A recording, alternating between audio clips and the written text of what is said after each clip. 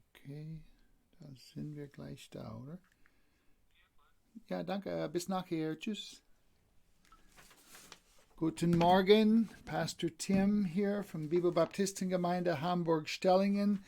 Wir grüßen dich im Namen unseres Herrn Jesus Christus.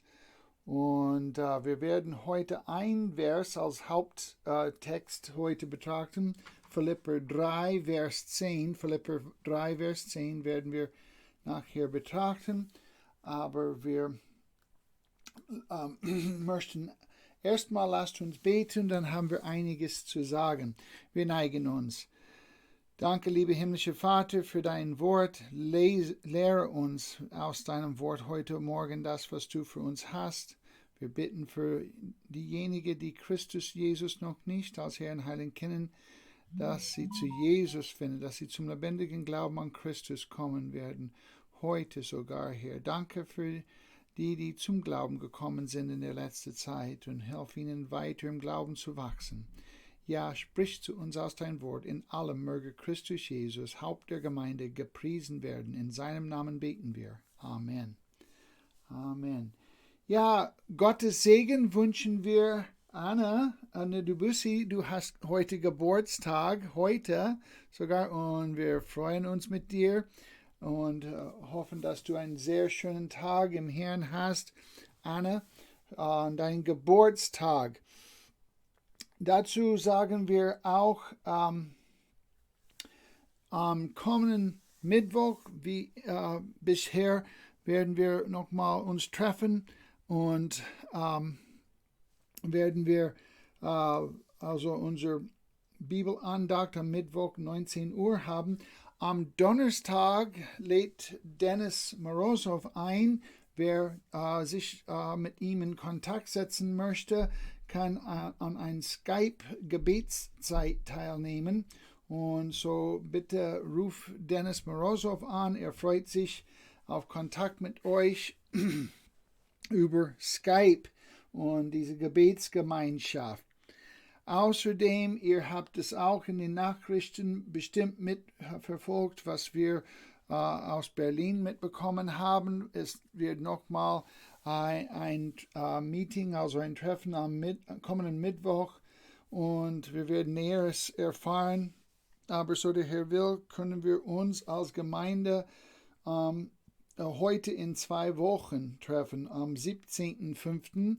Unter welchen Auflagen wir das tun dürfen, mussten wir von unseren örtlichen Behörden in Hamburg erfahren. Aber so der Herr will, bete dafür, und dass der Herr hier viel Klarheit und Weisheit schenkt, dass wir möglicherweise wieder uns versammeln dürfen bei der Gemeinde heute in 2 Wochen, so der Herr will, so der Herr das uns erlaubt. Heute in 2 Wochen, am 17.05. Haben wir es, also voraussichtlich sieht es so, dass wir uns dort in der Gemeinde am Kronsalsweg wieder treffen dürfen. Ja, wir grüßen jeden bei uns heute Morgen, und wir möchten nun Gottes Wort anschauen. Wie gesagt, Philipper Kapitel 3, Vers 10 lesen wir hier ein Vers heute Morgen. Philipper 3, Vers 10, um ihn, das heißt Christus, um ihn zu erkennen und die Kraft seiner Auferstehung und die Gemeinschaft seiner Leiden, indem ich seinem Tod gleichförmig werde. Christus Jesus zu erkennen. Also, und was heißt es eigentlich, dieses Streben, diese Sehnsucht im Herzen des Apostel Paulus, der das geschrieben hat unter Leitung des Heiligen Geistes, um Christus zu erkennen, ihn zu erkennen, also die persönliche Kenntnis oder Erfahrung mit Christus. Diese war Paulus Leidenschaft, ja, mehr Kenntnis von Christus durch persönliche Erfahrung, durch Zusammengang mit ihm. Kennst du Jesus Christus als dein Herr und Heiland? Wir laden dich ein, an ihn zu glauben, wenn das noch nicht der Fall ist bei dir. Wenn du ihn als dein Herr und Heiland kennst, wenn er in dein Leben ist, sein Geist wohnt in dir, du glaubst an ihn, dann heißt es, ihn immer näher, immer besser zu erkennen, also zu sehen, wo er in deinem Leben wirkt, durch sein Wort, wie spricht er dich an, und in deinem Alltag, wie wirkt er in deinem Gebet, sowie auch in seinem Wort, sowie auch in deinen Handlungen und Gelegenheiten, die er dir schenkt, also für ihn da zu sein, ihm und anderen zu dienen. Ja, um ihn zu erkennen. Und dann heißt es, und die Kraft seiner Auferstehung. Kraft im Sinne der Gewissheit der Unsterblichkeit des Gläubigen. Also das ist nämlich, was wir haben, diese Kraft, dass wir, also leiblich werden wir älter, leiblich werden wir schwach, leiblich, also körperlich werden wir eines Tages, wenn der Herr zögert, sterben. Aber die Unsterblichkeit heißt, wir haben ewiges Leben.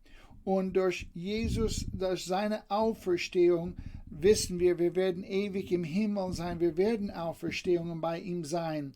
Wie wir da in 1. Korinther 15, 14 lesen, 1. Korinther 15 und Vers 14, diese bekannte Kapitel über die Auferstehung, da lesen wir in 1. Korinther 15 und Vers 14, wenn aber Christus nicht auferstanden ist, so ist unsere Verkündigung vergeblich und vergeblich auch euer Glauben. Und wenn wir runtergehen zu Vers 20 dann, in Vers 20, da steht es, nun aber ist Christus aus den Toten auferweckt. Er ist der Erstling und der Entschlafenen geworden. Also Christus ist auferstanden und du glaubst an Jesus Christus, du wirst auch zum ewigen Leben auferstehen. Leib, Seele und Geist für die Ewigkeit beim Herrn im Himmel. Ja, in Römer 8 und Vers 11 lesen wir, wenn aber der Geist dessen, der Jesus aus den Toten auferweckt hat, in euch wohnt, so wird derselbe, der Christus aus den Toten auferweckt hat, auch eure sterblichen Leiber lebendig machen durch seinen Geist, der in euch wohnt. Du wirst auch ewig leben, du wirst auch auferstehen eines Tages, wenn es nötig ist für dich, durch den Tod in den Himmel zu kommen. Du wirst auferstehen. Ja, die Kraft seiner Auferstehung in dem Sieg über Sünde. Du kannst die Kraft der Auferstehung Jesus Christus im Sieg über Sünde erleben.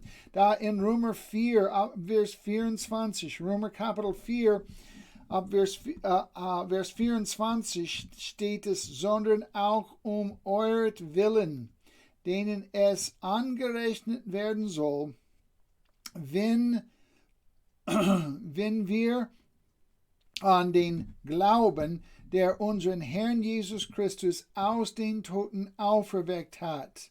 Er hat ihn auferweckt. In Vers 25, ihn, der um unsere Übertretungen willen dahingegeben und um unsere Rechtfertigung willen auferweckt worden ist. Dann gehen wir in Kapitel 5,1 rüber. Da wir nun aus Glauben gerechtfertigt sind, so haben wir Frieden mit Gott durch unseren Herrn Jesus Christus. Die Rechtfertigung, eben deshalb ist Jesus auferweckt zu unserer Gerechtigkeit. Und das heißt dann, wenn wir weiterlesen hier in Kapitel 5 und haben dann die Bedrängnissen und daraus lernen wir aus den Bedrängnissen ausharren. Und ausharren, Vers 4, Bewährung und Bewährung, Hoffnung.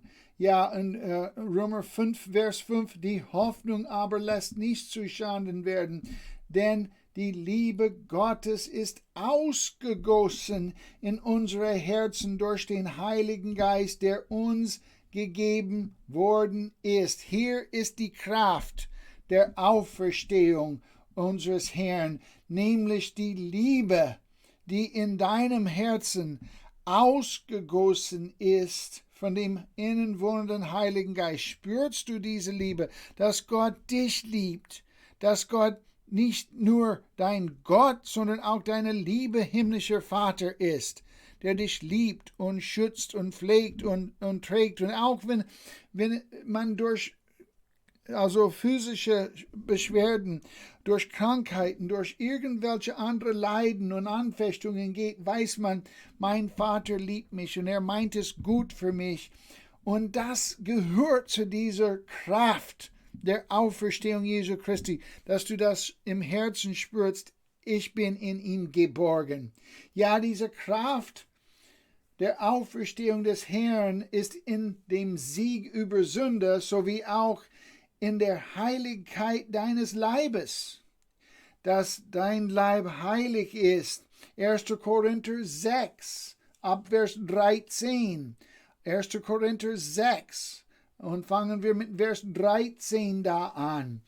Die Speisen sind für den Bauch und der Bauch für die Speisen. Gott aber wird diesen und jene wegtun. Der Leib aber ist nicht für die Unzucht, sondern für den Herrn und der Herr für den Leib. Und da lesen wir weiter hier, dass unsere Glieder, das heißt unser Körper, gehören ihm. Nicht Hurerei, nicht Unzucht, nicht irgendwelche fleischliche Dinge. Also da lesen wir dann in Vers 18, flieht die Unzucht. Die Unzucht sollten wir davon wegfliehen. Jede Sünde, also in ein Mensch begeht, ist außerhalb des Leibes, aber wer Unzucht verübt, sündigt an seinem eigenen Leib. Und dann Vers 19, 1. Korinther 6, 19 bringt es auf den Punkt hier, oder wisst ihr nicht, dass euer Leib ein Tempel des in euch wohnenden Heiligen Geistes ist, den ihr von ihm empfangen habt, und dass ihr nicht euch selbst gehört, denn ihr seid teuer erkauft. Darum verherrlicht Gott in eurem Leib und in eurem Geist, die Gott gehören. Also die Kraft der Auferstehung Jesus Christus ist im Sieg über Sünde und ist in der Heiligkeit des Leibes, indem dass wir den Herrn verherrlichen durch unser Leib. Auch Philipper 3, Vers 20 und 21. Unser Bürgerrecht aber ist nicht unser Bürgerrecht aber ist im Himmel, von woher wir auch den Herrn Jesus Christus erwarten als der Retter. Philipper 3, Vers 20. Und Vers 21, der unseren Leib der Niedrigkeit umgestalten wird, so dass er gleichförmig wird seinem Leib, der verherrlicht vermöge die Kraft, durch die er sich selbst auch alles unterwerfen kann. Die Kraft Jesu Auferstehung haben wir im Sieg über die Sünde und haben wir in der Heiligkeit des Leibes, und wissen wir, dass wir nicht nur die Sünden überwinden durch diese Auferstehungskraft, sondern freuen wir uns, dass unsere leibliche Beschwerden, unsere Krankheiten, unsere Zerbrechlichkeit, alt werden und schwach werden, das wird alles überwunden werden. Wodurch? Durch die Auferstehungskraft des Herrn Jesus Christus, die auch uns zuteil ist, wenn wir auch ewig leben werden. Wir werden auch die Auferstehung erleben. Ja, diese Auferstehungskraft ist in dem Sieg über Sünde, in der Heiligkeit des Leibes und drittens in der Belebung des moralischen und geistlichen Lebens. Also, dass wir lebhaft sind, dass wir also den Wunsch haben, für Christus zu leben. Galater Kapitel 2, Vers 20. Galater 2, 20. Schreibt Paulus da unter der Leitung des Heiligen Geistes, ich bin mit Christus gekreuzigt. Und nun lebe ich aber nicht mehr ich selbst, sondern Christus lebt in mir. Was ich aber jetzt im Fleisch lebe, das lebe ich im Glauben an den Sohn Gottes, der mich geliebt und sich selbst für mich hingegeben hat. Also diese Auferstehungskraft haben wir da. Da lesen wir in Römer Kapitel 6, habe ich heute Morgen in meiner stille Zeit gelesen. In Römer 6, ab Vers 4, wir sind also mit ihm begraben worden durch die Taufe in den Tod, damit gleich wie Christus durch die Herrlichkeit des Vaters aus den Toten auferweckt worden ist, so auch wir in einem neuen Leben wandeln. Und so wandeln wir. Und wieder hier, wie wir das in 1. Korinther gesehen haben, hier Vers 5 und 6 und weiter, nämlich, dass unsere Glieder, Vers 13, soll nicht zur Sünde und Ungerechtigkeit gegeben werden, sondern dass wir als Werkzeuge der Gerechtigkeit unser Körper nützen sollten, noch in diese irdische Lebzeit. Und da Vers 17, Römer 6 und Vers 17, Gott aber sei Dank, dass ihr Sklaven der Sünde gewesen, nun aber von Herzen gehorsam geworden seid, dem Vorbild der Lehre, das euch überliefert worden ist. Nachdem ihr aber von der Sünde befreit wurdet, seid ihr der Gerechtigkeit dienstbar geworden. Ihr Lieben, das ist, was es heißt, die Kraft der Auferstehung Jesus Christus mitzuerleben, dass wir Sieg über Sünde haben, dass wir nicht sündigen müssen. Ja, wir sind Menschen, wir sind also zerbrechliche Menschen, wir sind auch in unserer Schwachheit, Unzulänglichkeiten, können wir im Fleisch, also dem Fleisch nachgeben. Welt und Teufel sind auch unsere Gegner. Aber wir müssen nicht sündigen, wir können dem Herrn gefallen und wie wir mit ihm in seinem Wort, im Gebet, in Gehorsam, in Gemeinschaft mit dem Herrn wandeln, können wir diese Auferstehungskraft immer mehr, immer deutlicher erfahren, nämlich, dass wir Christus ähnlicher werden, der Welt und weniger ähnlich und unsere Zeit, unser Leiber noch in dieser irdischen Zeit zur Ehre Gottes nutzen. Das ist die Kraft der Auferstehung. So schreibt Paulus da in unser Haupttext, Philipper 3, Vers 10, um ihn zu erkennen und die Kraft seiner Auferstehung und noch was, und die Gemeinschaft seiner Leiden. Was soll das heißen?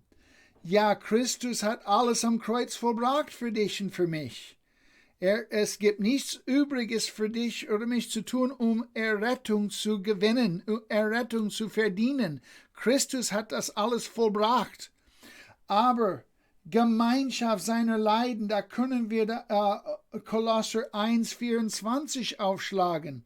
Kolosser 1,24 lesen wir, jetzt freue ich mich in meinem Leiden, die ich um euretwillen erleide, und ich erfülle meinerseits in meinem Fleisch, was noch an Bedrängnissen des Christus aussteht, um seines Leibes willen, welcher die Gemeinde ist. Und da ist es, dass wir oft zu leiden haben, ja, sowieso aus Krankheiten und Verletzungen und sowas, aber hier wird eher gemeint, nämlich, dass wir also missverstanden werden, dass wir verleumdet werden, dass Leute schlecht über uns reden und mit uns also lieblos umgehen, ob das in der Familie, Verwandtschaft, bei der Arbeit oder Schule. Das fängt für unsere Kinder diese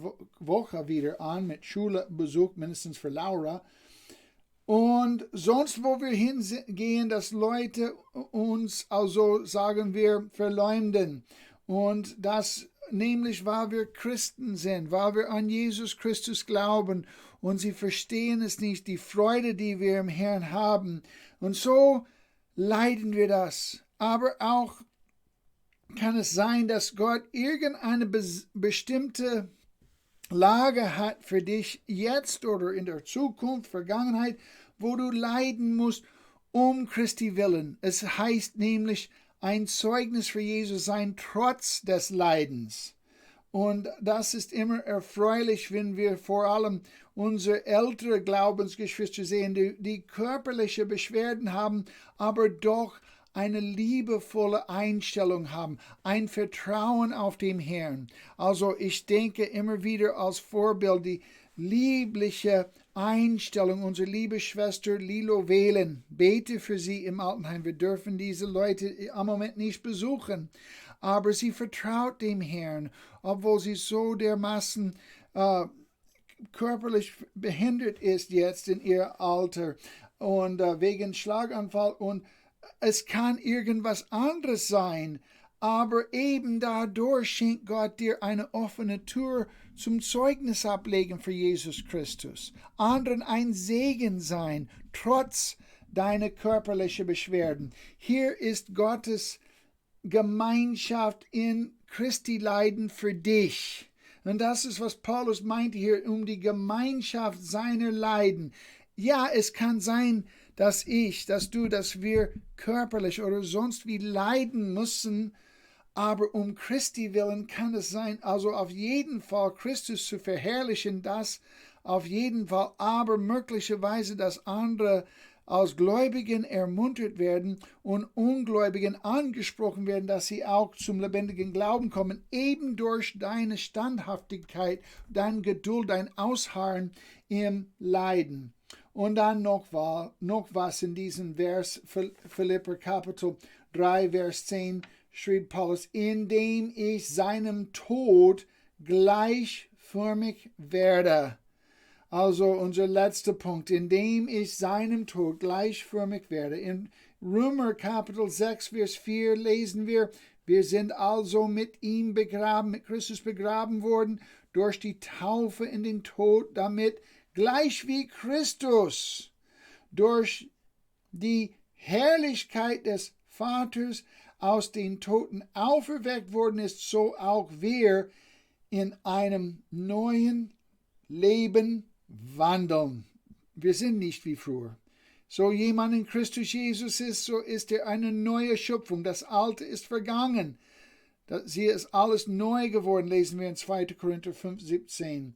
Und so im neuen Leben wandeln wir. Wir sind auferstanden, also in dem Sinne, mit Christus Auferstehung sind wir zum neuen Leben mit ihm auferstanden, um für ihn zu leben und sind nicht mehr wie früher. 2. Korinther Kapitel 4, Vers 10, Entschuldigung. 2. Korinther Kapitel 4, Vers 10. Wir tragen alle Zeit das Sterben des Herrn Jesus am Leib umher, damit auch das Leben Jesu an unserem Leib offenbar wird. Also, Christus kam, er litt, er war ein Knecht, er wurde erniedrigt und er ging freiwillig für dich und für mich zum Kreuz, vergoss sein Blut zur Tilgung unserer Sünden, starb an unserer Stelle, dass wir durch ihn die Gerechtigkeit haben, ist begraben worden und auferstanden. Es kann sein, dass du leidest und Christus kann das nützen, ob das Verfolgung ist oder einfach normal körperliche Leiden ist, dass anderen geholfen werden, zu Jesus zu kommen und im Glauben zu wachsen als Kinder Gottes. Und ja, dass wir also das auch eventuell tun, aber wir wissen, wir haben das Leben Jesu Christi, wir werden ewig leben. Und so leiden wir, tragen wir, steht es da, das Sterben des Herrn Jesus Christus am Leib, sagte Paulus, damit wir was? Auch das Leben Jesu in unserem Leib offenbar wird, dass wir auch wissen, wir haben Christus, wir leben ewig. Ja, das Leiden Gethsemane, was Jesus in Gethsemane litt, als er betete und sagte, Vater, muss das sein, wenn möglich, lass diesen Kelch an mich vorübergehen, aber nicht meine Wille, sondern deine Wille geschehe. Das war Christi Leiden in Gethsemane vor seiner Verhaftung, vor seiner Kreuzigung. Aber dieses Leiden in Gethsemane des Herrn ist nicht weniger als das Leiden Golgathas, als er gekreuzigt wurde, und wird wiedergegeben, wenn auch nur im Schatten, im treuen Diener Christi. Ja, wir leiden überhaupt nicht so, wie Jesus gelitten hat, aber in einer kleinen Art und Weise kann unser Leiden das widerspiegeln, das schildern, was Jesus gelitten hat, als betete in Gethsemane, Herr, nicht meine Wille, sondern deine Wille geschehe. Hast du gelernt, so zu beten, Herr, ich bitte, nimm diese Beschwerden von mir, nimm diese Probleme oder diese Person oder irgendetwas aus meinem Leben, wenn es deine Wille ist, aber nicht meine Wille, sondern deine Wille geschehe. Wenn du lernst, so zu beten, zu sagen, Herr, ich möchte, dass das weg wird, diese Beschwerden oder dieses Problem oder diese Anfechtungen. Aber wenn du am Ende sagen kannst, aber Herr, letztendlich nicht meine Wille, sondern deine Wille geschehen. Wenn der Vater irgendeinen Plan hat durch deine Schwierigkeiten, die du jetzt momentan erlebst, vielleicht die Einsamkeit von alleine sein zu Hause in dieser Corona-Zeit, vielleicht ist das dein Leiden am Moment, dann sagt dem Vater, ja, das möchte ich wägen. Wir freuen uns, wenn wir uns wieder treffen können, aber wir sagen dem Herrn, wir lernen dem Herrn zu sagen, aber Herr, nicht meine Wille, sondern deine Wille geschehe. Und so ist das zu widerspiegeln, wie Jesus in Gethsemane gebetet hat. Und so ist gut. An dieser biblischen Abschnitt, also hier in Philipper 13, in diesem biblischen Abschnitt haben wir die tiefsten Geheimnisse des Apostel Paulus christliche Erfahrung hier vor unseren Augen enthüllt. So ist das. So sehen wir das Herzen vom Apostel Paulus, mit dem Herrn so zu wandeln und die Kraft seiner Auferstehung, die Gemeinschaft seiner Leiden, und dem er und du und ich seinem Tod gleichförmig werden, in Glauben, in Gehorsam zur Ehre des Herrn Jesus Christus. Amen. Wir freuen uns, dass du hier unter uns bist heute. Möge der Herr dich segnen. Bitte ruf an, wenn wir irgendwie eine Hilfe sein können, in Glauben an Jesus Christus diesen Schritt zu machen oder als Kind Gottes irgendwas anderes. Wir helfen gerne anhand Gottes Wort. Du kannst gerne anrufen und wir freuen uns, wenn wir uns wiedersehen können. Vielleicht so der Herr will heute in 2 Wochen bei der Gemeinde. Einen schönen Tag mit dem Herrn wünschen wir dir, dem Herrn befohlen.